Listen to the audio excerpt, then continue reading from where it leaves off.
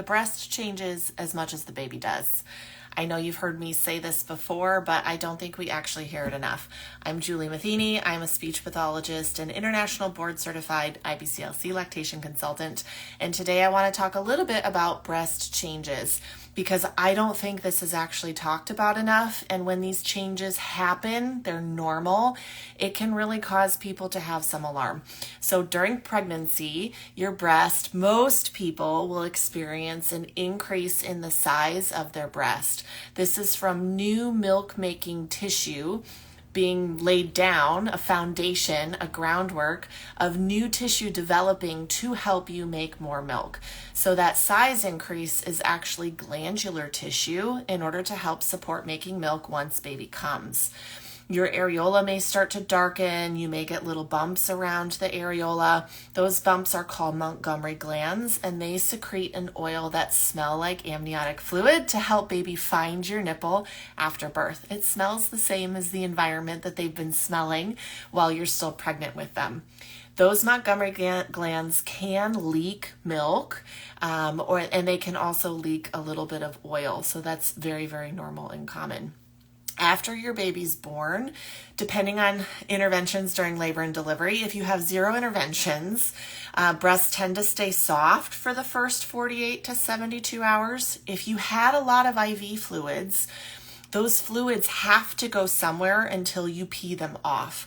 They'll often settle in your hands, your feet, and your breasts. So breasts can look super swollen in the first 2 to 3 days if you've had a lot of IV fluids during that labor and delivery, and it can feel quite uncomfortable. But if you've had 0 IV fluids, minimal interventions, breasts tend to be a little soft those first few days. And then it hits what we call primary engorgement, where extra blood and fluid fill the breast, and that colostrum that you've had increases in volume and thins out. This causes the breast to swell and feel hot and heavy and lumpy, bumpy, and people are like, what the heck, I now have rocks on my chest. This can sometimes cause the breast to significantly increase in size. It's different for different people based on different tissues. So some will just see kind of like, oh, they feel really full. And for some people, it's much more dramatic. That's a good sign that your body is making that hormonal transition and that shift from I had a baby to I have a baby. And that extra blood and fluid in the breast helps support making milk. So there's pressure in the breast. It's really full.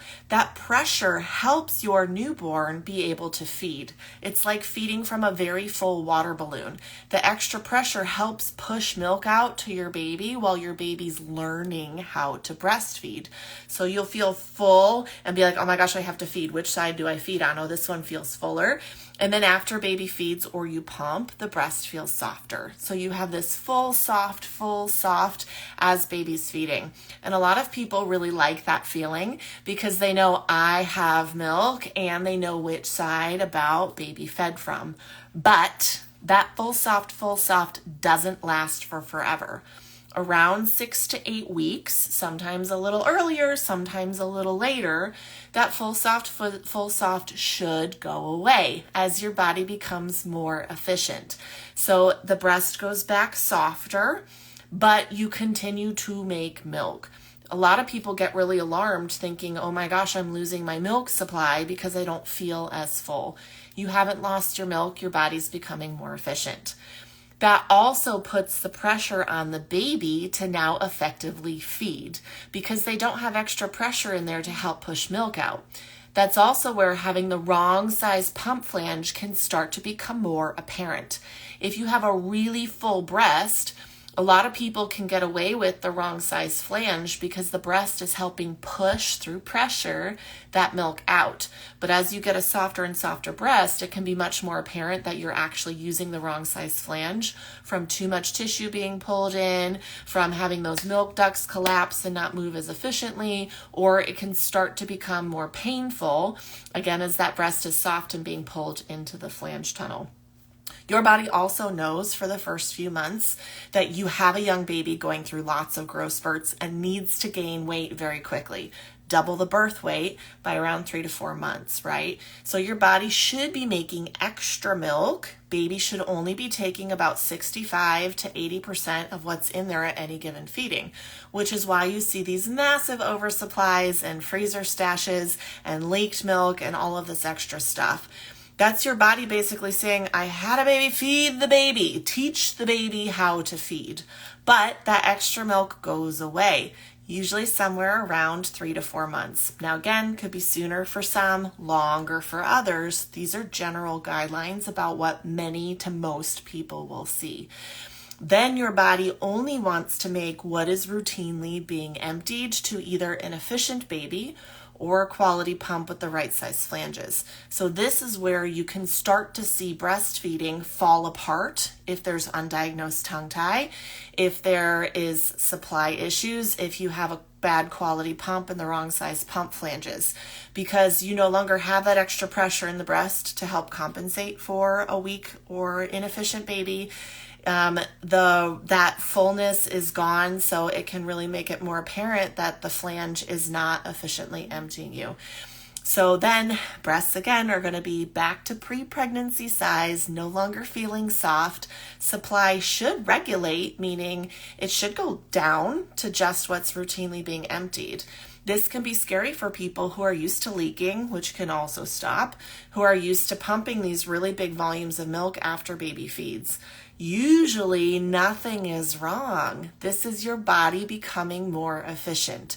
It's a big calorie burn on your body to make milk. It takes calories to make calories. Your body wants to be as efficient as possible. Usually, as long as the baby has a pain-free latch, where you're hearing them suck and swallow, they're making expected wet and dirty diapers and gaining weight over time, there's nothing wrong with your milk supply. As long as your pump is still efficiently moving your milk without causing pain or damage, without swelling your nipple where it looks like a National Geographic nipple, super swollen and big, and where you feel like it's moving your milk without leaving milk behind, and you're not seeing consistent decreasing milk supply over time, keep feeding the baby, keep pumping. If you have any concerns during that process, I'm always available for virtual and in-person consultations, and there are tens of thousands of IBCLC lactation consultants around the world who can help with optimizing feeding the baby as well as looking at your pump. Do know that not every lactation consultant is aware of the new research on pump flanges and that sizing does matter, and that not every lactation consultant is trained in identifying tongue ties, but there are lots of us out there that can and do. So your friendly reminder today is the breast goes through as many changes as the baby does. They're not all bad, but sometimes when we get used to a pattern, it can feel really scary to see that kind of change, especially as babies become more efficient with feeding.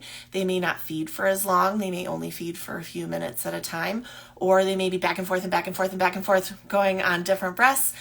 They may be hummingbirds and barnacles. So baby's behavior can change as your breasts and your milk supply are changing.